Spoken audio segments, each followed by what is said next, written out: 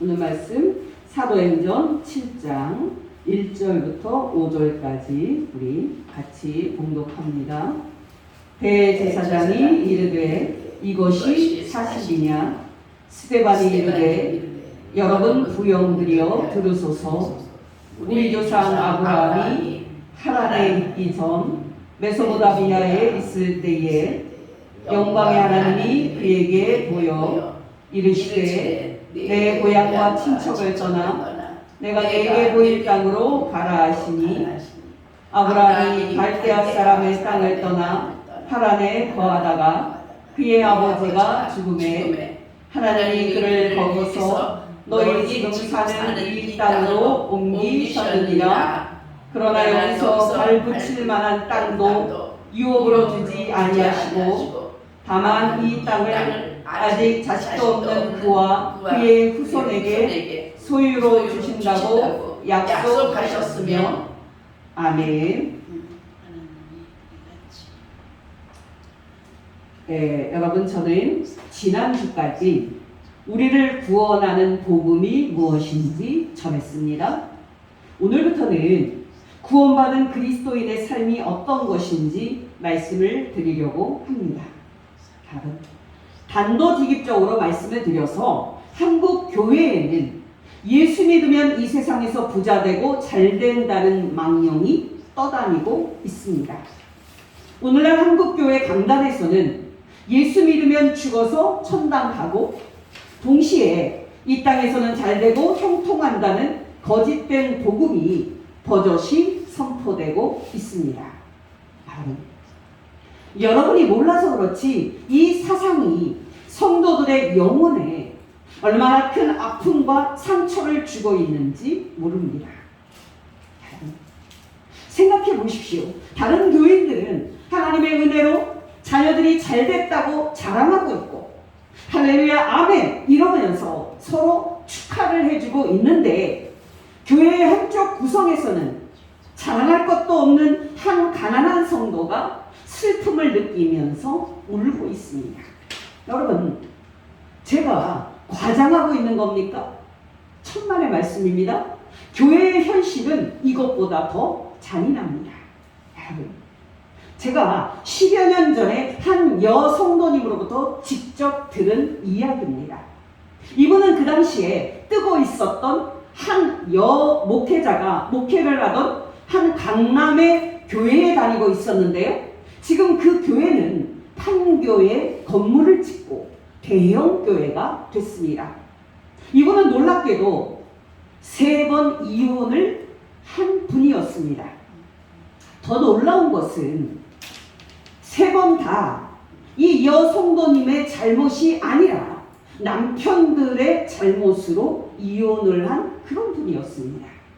이분은 어떻게 해서든지 이혼만은 안 하려고 했지만 3번 다 이 성도님에게 선택권이 없었습니다. 교회 안에는 이렇게 예수를 믿지만 기구하다면 기구한 그런 성도도 있습니다. 그 교회가 강남에 있는 교회니까 이제 그 교회 교인들이 얼마나 다들 잘 살겠습니까? 웬만한 사람들 아니면 기가 죽어서요. 거기서 신앙생활 하기가 어렵습니다. 거기는 다 집부자, 땅 부자들이고요. 자녀들도 다 서울대, 연고대 출신들로 판검사, 또 의사, 또 변호사가 지천에 깔려있는 그런 교회입니다. 애초부터 잘난 것이라고는 하나도 없는 이런 분이 다닐 만한 교회는 아닙니다. 그러나 비록 당신이 3번 이혼을 했고 지금 하는 일이라고는 간병을 하는 그런 일이지만 이분은 순수한 마음으로 그 교회를 다녔습니다. 한 번은 구역 모임을 하는데 우리 감리교에서는 속회라고 하죠. 서로 일상을 나누는 그런 이야기, 그 과정에서 이분은 이런 소리를 들었습니다. 아니 집사님은 하나님 앞에서 어떻게 살았길래 축복도 받지 못하고 그렇게 3번이나 이혼을 하고 그렇게 간병을 하면서 살 정도로 가난하게 사는 겁니까? 이분은 너무 속상한 그런 마음에 영락기도원에 올라가서 기도를 하게 됐고요. 거기서 이제 저를 만나서 이런저런 사연을 이야기를 하면서 눈물을 흘렸습니다. 오늘날의 한국 교회가 중산층을 위한 맞춤형 교회가 돼서 얼마나 안락한지 모릅니다. 그러나 그 교회 한쪽 구석에서는 교인들의 관심과 존중을 받지 못한 채 눈물을 흘리면서 살고 있는, 예수를 믿고 있는 가난한 성도들이 있습니다. 여러분, 한국 사회에서는 슬프게도 날마다 이 경쟁 사회에 적응하지 못하고 도태되는 젊은이들이 생겨나고 있습니다. 그들은 자신들이 이제는 쓸모없는 인생이라고 느끼고 어떻게 하면 고통 없이 죽을까 자살을 생각하고 있을 정도입니다. 문제는 여러분, 우리 교회도 별반 다르지 않다는 사실입니다. 예수를 믿으면 이 세상에서 잘되고 복받는다는 그 망령이 진리인 것처럼 강단을 점령해 버렸기 때문에 예수를 믿는데도 잘 되지가 않는 성도들은 도태가 돼서 조용히 교회를 떠나고 있는 상황입니다. 이것이 한국 교회의 현실입니다. 가난하고 힘없는 성도들이 떠난 교회는 이제 예수 믿으면 잘 된다고 믿는 인간들끼리 그들만의 천국을 이룬 중산층의 교회가 되고 있습니다. 예수를 믿는데도 잘 된다는 그 증거를 보이지 못하는 성도들은 슬프게도 교회 안에서 발붙일 수 없는 그런 상황입니다. 여러분, 이 냉혹하지만 엄연히 존재하는 교회의 현실 속에서 우리는 예수 믿으면 이 땅에서 잘되고 형통하고 복받는다는 말이 복음인지 아니면 거짓된 이단 사상인지 긴급하게 확인해 볼 필요성이 있습니다. 이것을 위해서 우리는 그리스도인의 삶이 무엇인지 확인을 해야 하는데요. 한마디로 그리스도인의 삶은 시작과 과정과 끝, 이렇게 세 부분으로 이루어져 있습니다. 죄인이었던 우리가 어떻게 이 그리스도인의 삶을 시작하는지는 지난 복음 설교에서 충분히 말씀을 드렸습니다. 저는 앞으로 2번의 설교를 통해서 예수를 믿으면 잘되고 복받는다는 말이 복음인지 아닌지 검증을 하려고 하는데요. 오늘은 그리스도인의 삶의 시작과 끝을 중심으로, 또 다음 주에는 그리스도인의 삶의 과정을 중심으로 말씀을 드리겠습니다. 오늘은 우리가 예수님을 믿고 그리스도인의 삶을 시작할 때 주도적으로 나타나는 2가지 사실만 말씀을 드립니다. 첫 번째, 여러분, 예수님을 믿고 그리스도인이 될 때는 누구나 빛 대신 하나님을 만나는 체험을 합니다. 믿음의 조상인 아브라함이 자기의 모든 터전이 있었던 자기 고향 메소포타미아를 떠난 이유는 무엇이었습니까? 바로 그가 거기서 빛 가운데 그에게 나타나신 영광의 하나님을 만났기 때문입니다. 사도행전 7장 2절에서 4절 상반절, 스데반이 가로되 여러분 부용들이여 들으소서. 우리 조상 아브라함이 하란에 있기 전 메소포타미아에 있을 때에 영광의 하나님이 그에게 보여 가라사대 내 고향과 내 친척을 떠나 내가 내게 지시할 땅으로 가라 하시니 아브라함이 갈대아 사람의 땅을 떠나.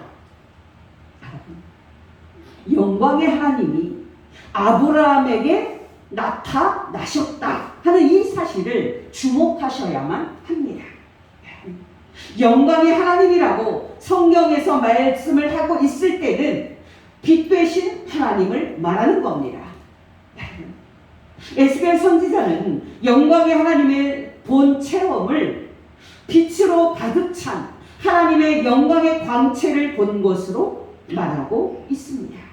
에스겔서 43장 1절에서 5절 말씀, 그 후에 그가 나를 데리고 문에 이르니 곧 동쪽을 향한 문이라. 이스라엘 하나님의 영광이 동쪽에서부터 오는데 하나님의 음성이 많은 물소리 같고 땅은 그 영광으로 말미암아 빛나니 내가 곧 얼굴을 땅에 대고 엎드렸더니 여호와의 영광이 동문을 통하여 성전에 들어가고 영이 나를 들어 데리고 안뜰에 들어가시기로 내가 보니 여호와의 영광이 성전에 가득하더라. 빛 대신 영광의 하나님을 만남으로 그리스도인의 삶을 시작한 사람은 비단 아브라함만이 아니었습니다. 모세는 여러분이 알다시피 그 당시 세계 최대 제국인 이집트의 왕 바로의 공주의 아들로 성장을 했습니다. 모세는 그 당시에 이집트의 모든 학문과 또 지혜를 배워서 바로를 이어서 이집트를 이끌 수 있는 위치에 있었습니다.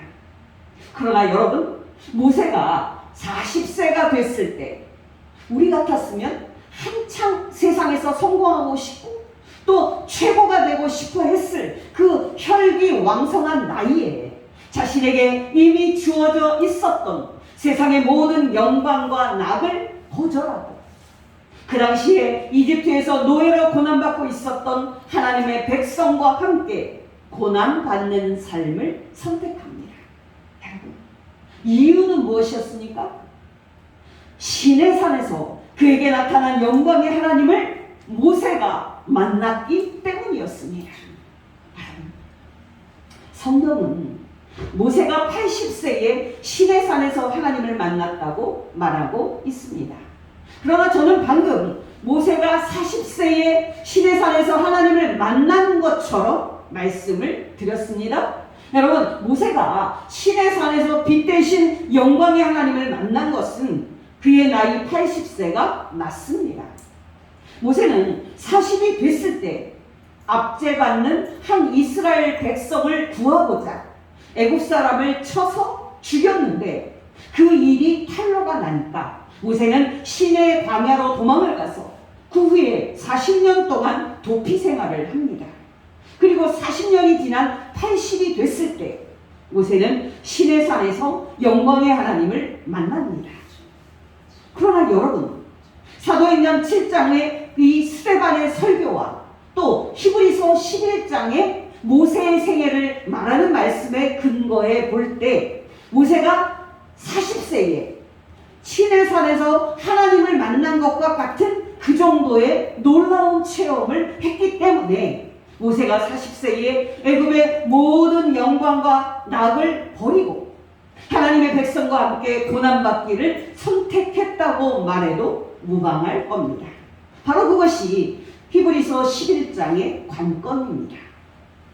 히브리서 11장 24절에서 26절 믿음으로 모세는 장성하여 40이 되었을 때 바로의 공주의 아들이라 칭함받기를 거절하고 도리어 하나님의 백성과 함께 고난받기를 잠시 죄악의 낙을 누리는 것보다 더 좋아하고 그리스도를 위하여 받는 수모를 애굽의 모든 부하보다 더 큰 재물로 여겼으니 이는 상 주심을 바라봅니다. 여러분, 기억하시기 바랍니다. 한 사람이 그리스도인의 삶을 시작하는 결단을 하게 되는 이유는 그가 하나님의 영광을 만났기 때문입니다. 앞에서도 말씀을 드렸지만 모세는 40세에 영광의 하나님을 만난 것과 같은 놀라운 체험을 했고 그리고 80세에 시내산에서 또 하나님을 만납니다.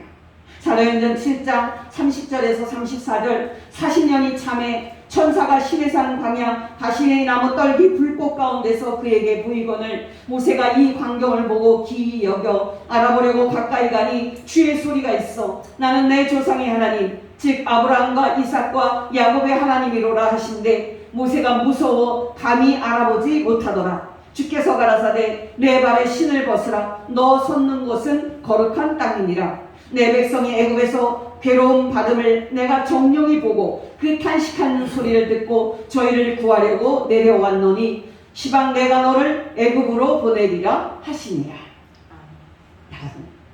앞에서 말씀을 드렸지만 에스겔서 1장 1절에서 에스겔 선지자는 자신이 포로로 잡혀간 바벨론 땅의 그발 강가에 있을 때에 빛 대신 하나님의 모습을 보았다고 에스겔 책을 시작합니다.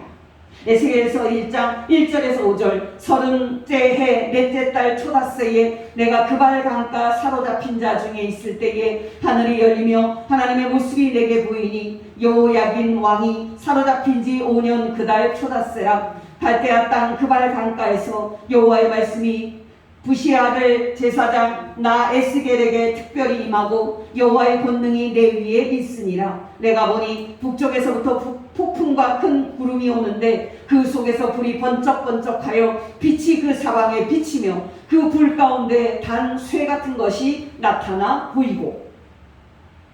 여러분 중에는 지금 제가 제시한 예들이 모두 하나님이 특별히 사용하신 사람들의 예일 뿐, 그것들은 보통 우리 같은 그리스도인의 경험과는 다르다고 말씀하시는 분이 있을 것입니다. 그러나 여러분, 그 말은 맞는 말이 아닙니다. 어느 누구 할 것 없이 모든 사람이 그리스도인의 삶을 시작할 때는 빛 대신 하나님을 만남으로 시작합니다. 바로 이것이 신약 성경이 말하고 있는 진리입니다.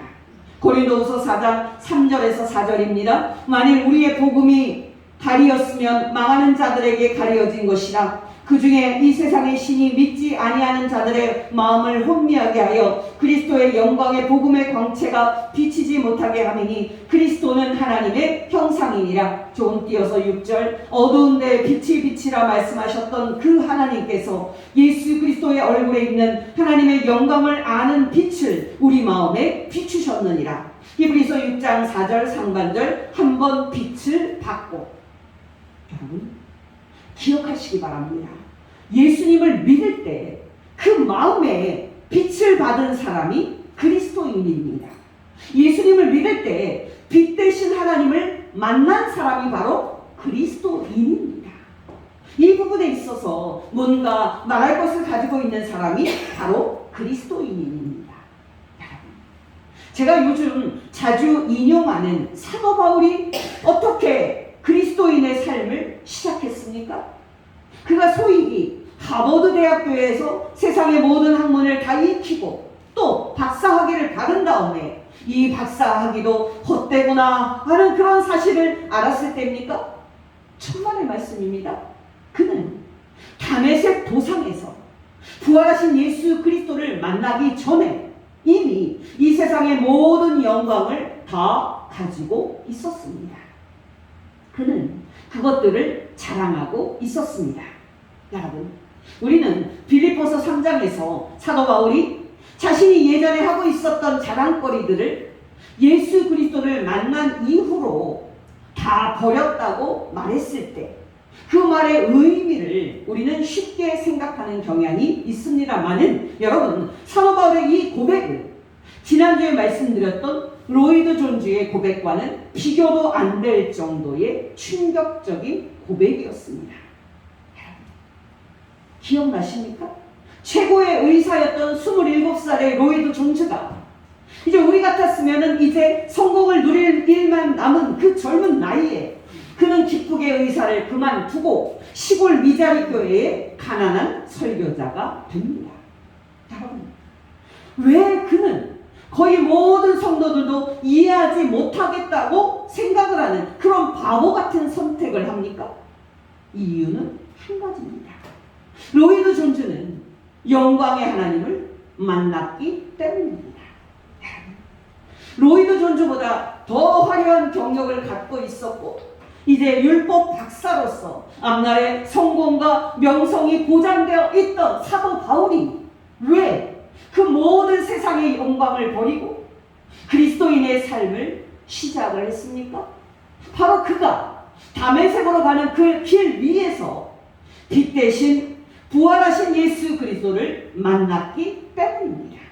사도행전 9장 3절에서 6절 사울이 길을 가다가 다메섹에 가까이 이르더니 후련히 하늘로부터 빛이 그를 둘러 비추는지라. 땅에 엎드러져 들음에 소리가 있어 이르시되 사울아 사울아 내가 어찌하여 나를 박해하느냐 하시거늘 대답하되 주여 누구시니까? 이르시되 나는 네가 박해하는 예수라. 너는 일어나 시내로 들어가라. 조금 띄어서 8절. 사울이 땅에서 일어나 눈은 떴으나 아무것도 보지 못하고 사람의 손에 끌려 다메섹으로 들어가서 사흘 동안 보지도 못하고 먹지도 마시지도 아니하니라. 사도 바울이 빛 대신 예수 그리스도를 만난 시각은 해가 가장 빛나게 비추고 있었을 낮 12시였습니다. 그는 다메섹 도상에서 해보다도 더 밝은 빛을 내시는, 그래서 그 빛의 쇠면은 바로 장님이 될 수밖에 없는 빛 대신 예수 그리스도를 만납니다. 바로 이것이 젊은 바울이 앞날이 창창한 세상의 모든 성공과 명성을 뒤로하고 그리스도인이 된 이유입니다. 여러분은 어떠십니까? 여러분은 빛 대신 하나님을 만나셨습니까? 여러분은 빛 대신 예수 그리스도를 만나셨습니까? 앞에서도 말씀을 드렸지만 모습은 달라도 빛 대신 하나님을 만난 체험이 있는 사람이 그리스도인입니다. 어떤 성도님은 오순절에 그 강림했던 그 성령님의 불같은 강림을 체험하면서 하나님을 만납니다. 또 어떤 성도님은 복음을 들을 때 자연스럽게 예수님을 영접하고 조용히 하나님을 만납니다.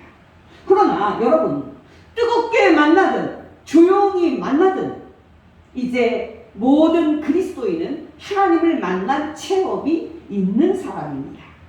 그리고 그 영광의 하나님을 만난 체험이 있기에 그리스도인의 삶을 시작한 사람들입니다. 저는 지금 사람이 그리스도인의 삶을 시작할 때 나타나는 두 가지 주도적인 사실을 말씀을 드리고 있는데요. 둘째로, 한 사람이 그리스도인의 삶을 시작할 때 나타나는 두 번째 사실은 그가 예수님을 믿을 때 세상의 가치관을 따르는 그 자아와 전격적으로 이별하는 결단이 일어난다는 사실입니다.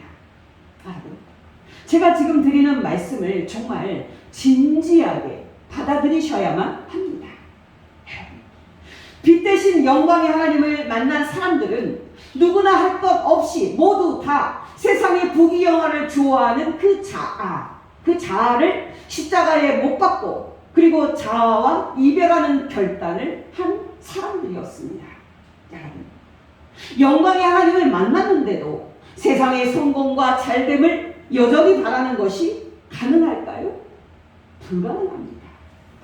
여러분, 생각해 보십시오. 아브라함은 영광의 하나님을 만났을 때 그의 삶의 모든 기반이 있었던 그의 안정된 고향과 친척집을 떠나서 하나님이 가라고 지시하신 땅을 향해서 갔습니다.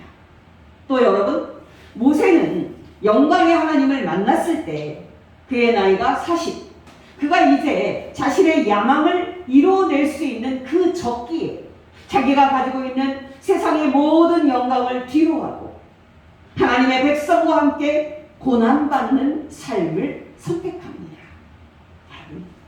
히브리서 11장에 있는 믿음의 조상들은 하나같이 하나님을 만났기 때문에 그들이 가지고 있었던 이 세상의 성공과 행복을 미련 없이 버린 사람들이었습니다.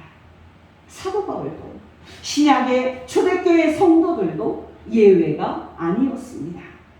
근데 여러분, 하나님의 말씀이 이렇게 분명한데 어째서 한국 교회에서는 예수님을 믿으면 이 세상에서 잘되고 형통한다는 망령이 수십 년째 진리인 것처럼 버젓이 가르쳐지고 있습니까?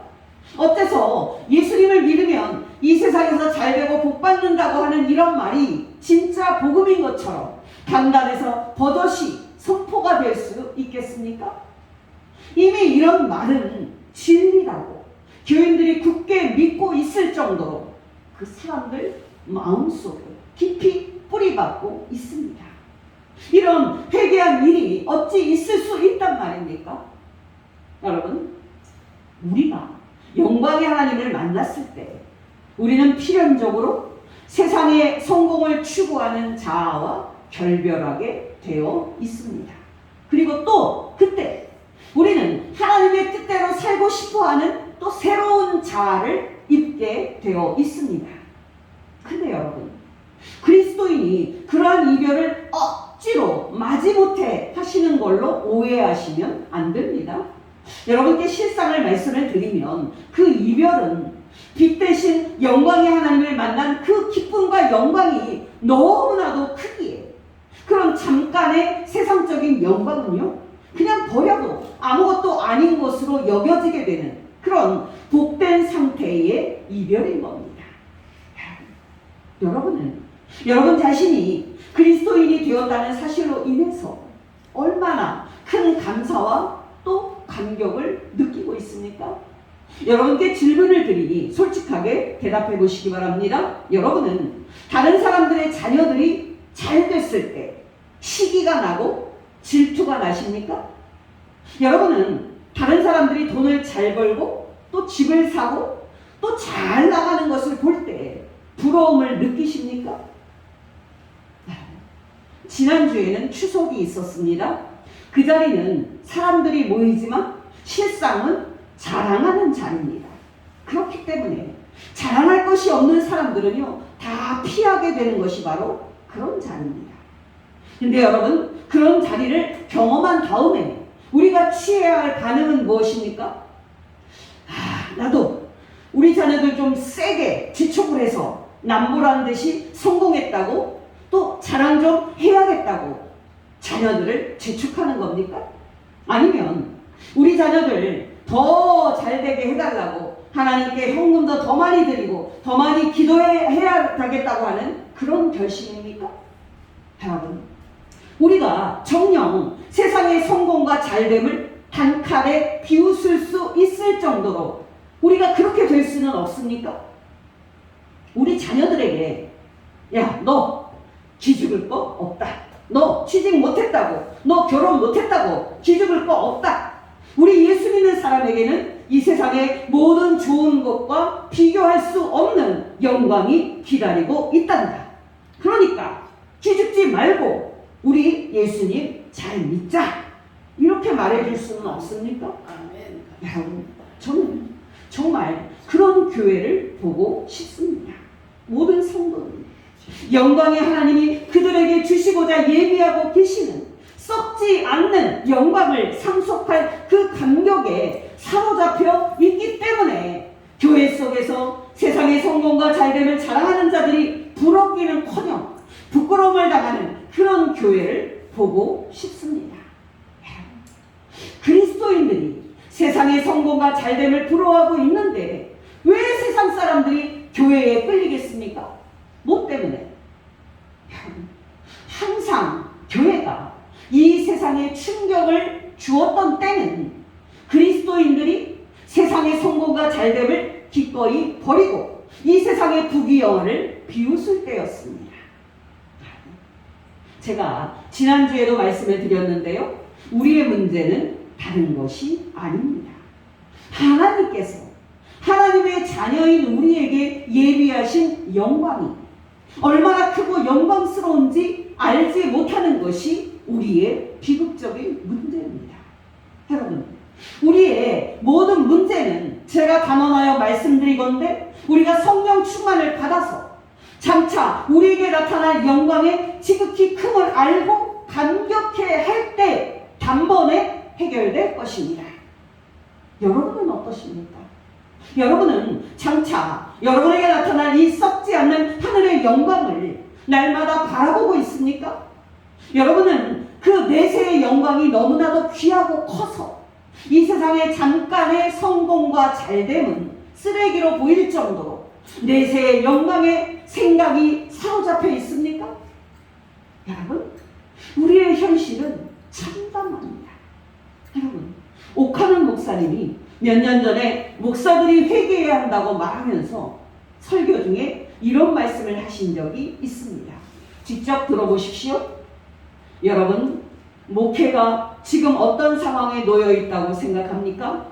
한국교회 목회가 지금 어떤 상황에 있다고 여러분 판단하세요? 스데반처럼 생명을 걸지 않으면 전망이 보이지 않는 위기에 처해 있습니다. 오늘날 한국교회가 지금처럼 목회하고 지금처럼 흐리멍텅하게 목회자의 모든 관심이 좋은 차 끌고 다니는 것, 그저 좋은 사택을 갖는 것, 그저 월급 많이 받는 것, 그저 교회 머리숱 해가지고 많이 모이는 거 자랑하는 것, 그저 큰 건물 지어가지고 으스대는 것, 날마다 교육자들 의식이 거기에 가 있고, 그저 운동, 골프 치고 운동 열심히 해서 그저 건강해야 된다, 날마다 생각이 그런 데에만 맴돌고 있다고 한다면 우리가 도대체 세상 사람하고 다른 점이 뭐예요? 목회자들만 이렇습니까? 여러분, 목회자들이 이런 것들이 죄악인지도 모르고 이렇게 세상의 성공과 잘됨을 추구하고 사는데 성도들이야 뭐 말할 것 있겠습니까? 여러분, 우리는 우리 자신이 진짜 예수 믿는 그리스도인인지 심각하게 점검해 보아야 합니다. 우리가 진짜 영광의 하나님을 만난 사람인지, 우리가 진짜 하나님이 우리에게 예비하고 계시는 내세의 영광을 바라보고 사는 사람인지 진지하게 점검해 보아야 합니다. 여러분은 어떠십니까? 여러분은 세상의 성공과 잘됨에 눈이 멀어있는 그런 상태는 아닙니까? 여러분은 정녕 빛 대신 영광의 하나님이 장차 여러분에게 주실 영광에 눈이 멀어 있습니까? 여러분, 속지 마시기 바랍니다. 그리스도인은 장차 예수 그리스도의 날에 하나님이 우리에게 주실 썩지 않는 천국의 영광을 얻기 위하여 순례의 길을 걷고 있는 사람입니다. 저는 지금까지 우리가 예수 믿고 그리스도인의 삶을 시작하게 된 두 가지 이유는 빛 대신 영광의 하나님이 나타나셔서 우리에게 그 빛을 비추어 주셨다는 것과 또 그 하나님이 우리에게 장차 주실 썩지 않고 죽지 않는 내세의 영광에 있음을 말씀을 드렸습니다. 이로써 여러분은 예수 믿으면 잘되고 복받는다는 그런 망령이 그리스도인의 삶에 결코 들어설 여지가 없음을 확인을 했을 줄 압니다. 근데 여러분, 우리는 자연스럽게 그와 함께 그리스도인의 삶의 끝도 어떠할지를 확인하게 됐습니다. 여러분, 정말 기뻐하시기 바랍니다. 그리스도인의 삶을 살아가는 여러분에게 장차 영원한 영광이 나타나게 될 것입니다. 장차 세상 끝에 예수 그리스도께서 다시 나타나실 때 여러분의 이제 몸은 예수님의 몸처럼 죽지 않는 몸으로 변화돼서 하나님의 나라에 들어가게 될 것입니다. 여러분이 이 영광을 피부에 느끼지 못하시겠지만 여러분은 끊임없이 기도하면서 성령님의 감동 감화를 구하셔야만 합니다. 그래야만 여러분이 이 엄청난 영광을 생생하게 깨닫고 하나님께 감사 찬송을 드릴 수 있습니다. 여러분, 우리가 이 영광을 조금 더 생생하게 느끼려면 가장 좋은 방법은 이 내세의 영광과 이 세상을 또 끊임없이 비교를 해보는 그런 생각을 하는 겁니다. 여러분, 저는 지난주 2주 동안에 아주 심하게 체해서 고생을 좀 많이 했습니다. 그래서 방병원에서 주사도 맞아보고 또 약도 먹어보았지만은 잘 호전이 되지를 않았습니다. 그래서 다음날 바로 한의원에 가서 침을 맞았습니다. 여러분, 제가 무서워하는데요, 침을 거의 몇 년 만에 맞아보는데 침이 너무 아팠습니다. 그날 침 맞은 것도 효과가 없어서 또 다음날 또 가서 또 침을 맞았습니다. 저는 그날 침을 맞으면서 아프지 않고 사는 그런 영생이 얼마나 복된 삶인지 깨닫게 됐습니다. 여러분, 침 안 맞고 사는 것도 이렇게 감사한데 우리가 죽음의 권세를 이기고 죽지 않고 고통 없이 사는 영생의 삶은 얼마나 더 영광스럽겠습니까? 여러분, 이 세상에서 가장 느리게 가면서도 또 가장 빠르게 가는 것이 시간입니다. 우리가 알듯이 우리가 찬란했던 젊은 시절들은 쏜살같이 지나가 버렸습니다. 어느덧 이제 우리는 인생에 달려갈 길을 마칠 준비를 해야 하는 그런 나이가 됐습니다. 여러분은 어떠십니까? 여러분은 죽음이 두렵습니까? 아니면 죽음이 기다려지십니까? 여러분, 젊은 로이드 존즈의 목회 사역에 큰 도움을 주었던 사람 중에 조셉 젠킨슨이라는 그 목사님이 있었습니다. 이분은 1907년에 있었던 평양 대부흥처럼 1904년 웨일즈 부흥이 있었을 때 크게 쓰임을 받았던 목회자였습니다. 로이드 존즈는 이분과 1925년 복음 전도 여행을 같이 했고, 그리고 계속해서 그 일을 하자고 의기투합을 했었던 복음의 동지였습니다. 그러나 1929년 여름 젠킨슨 목사님은 척추에 생긴 종양으로 죽어가고 있었습니다. 로이드 존즈는 이분의 병세가 위중하다는 말을 듣고 그 집으로 급히 가고 있었습니다. 이제 집에 도착을 해보니까 열려진 창문을 통해서 이미 임종을 알리는 그 목사님의 그 신음소리가 들리고 있었습니다. 로이드 존즈가 집에 들어갔을 때 젠킨스 목사님은 사실 의식이 없었습니다. 그러나 로이드 존즈는 침대 곁에 앉아서 그 젠킨스 목사님의 손을 꼭 잡았습니다. 젠킨스 부인은 혹시나 싶어서 자기 남편에게 여보, 이 사람이 누군지 아시겠어요? 하고 물어봤습니다. 그때 거의 다 죽어가고 있었던 이 젠킨스 목사님은요, 물론 알지 하고 말하면서 로이드 존즈에게 자네는 이 강 밖으로 나를 끌어낼 수 있는가? 하고 물었습니다. 로이드 존즈는 젠킨스 목사님, 제가 그렇게 할 수 있을지 모르겠군요 하고 말했습니다. 그때 이 젠킨스 목사님이 로이드 존즈, 나는 이 사랑스러운 강이 이렇게 넓다는 것을 알지 못했어. 그러나 좋아. 나는 지금 예수 그리스도에게로 가고 있거든. 나는 여기에서 내가 이 세상에서 예수님과 가졌던 교제보다 더 많은 교제를 맛보기를 원하네 하고 말하면서 복되게 죽으셨습니다. 그렇게 1929년에 젠킨스 목사님의 천국 가는 길을 지켰던 로이드 존즈도 1981년 3월 1일 82세에 하나님의 부름을 받았습니다. 여러분, 성도들의 복된 죽음을 기록한 이야기를 읽을 때에 저는 전율을 느낍니다. 여러분, 그리스도인의 삶의 시작과 끝을 살펴본 지금 그 어디에 예수 믿으면 이 세상에서 잘되고 복받는다는 망령이 자리 잡을 수 있습니까? 여러분께 권면드립니다. 여러분이 예수님을 믿는 그리스도인이 된 것이 얼마나 크고 얼마나 영광스러운 축복인지 깨닫게 되시기를 예수 이름으로 축원합니다.